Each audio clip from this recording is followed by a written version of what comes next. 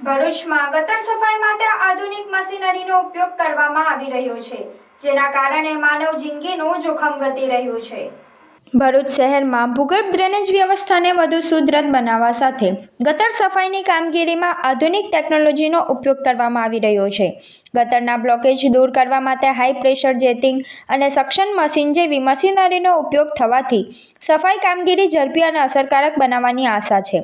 High pressure jetting machine પાણીના ભારે દબાણથી drainage લાઇનમાં જામેલો કચરો, કાદવ અને અન્ય અવરોધો દૂર કરવામાં મદદરૂપ બને છે, જ્યારે સક્શન મશીન દ્વારા ગટર લાઇનમાંથી કાદવ, સ્લજ અને ઘન કચરો બહાર કાઢી શકાય છે। આવી મશીનરીથી વારંવાર સર્જાતા ગટર બ્લોકેજ અને ઉભરાવાની સમસ્યાના નિવારણમાં મદદ મળી શકે છે। આધુનિક મશીનરીનો સૌથી મહત્વનો ફાયદો સફાઈ કામદારોની સુરક્ષા સાથે જોડાયેલો છે। અગાઉ ગટર અને મેનહોલની સફાઈ માટે શ્રમજીવીઓને ગટરમાં ઉતરવાની ફરજ પડતી હતી। ગટરમાં ઝેરી ગેસ, ઓક્સિજનના અભાવ અને અન્ય જોખમોના કારણે ગંભીર અકસ્માતો સર્જાવાની શક્યતા રહેતી હતી। હવે મશીન આધારિત સફાઈથી શક્ય તેટલી કામગીરી ગટરમાં માણસ ઉતર્યા વિના કરવાની દિશામાં પગલું ભરાઈ રહ્યું છે। ડ્રેનેજ લાઇનની સ્થિતિ તપાસવા માટે સીસીટીવી કેમેરા જેવી ટેકનોલોજીનો ઉપયોગ પણ કરવામાં આવે છે।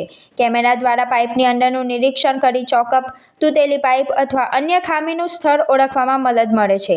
મ્યુનિસિપલ ડ્રેનેજ વ્યવસ્થામાં જેટિંગ, સુપર સક્શન અને સીસીટીવી જેવી ટેકનોલોજીના ઉપયોગ અંગે ગુજરાતના વિવિધ શહેરોમાં પણ માર્ગદર્શિકા અને કામગીરી જોવા મળે છે। મારું નામ ધાર્મિક છે, હું જીડીસી લાઇનનો એન્જિનિયર છું।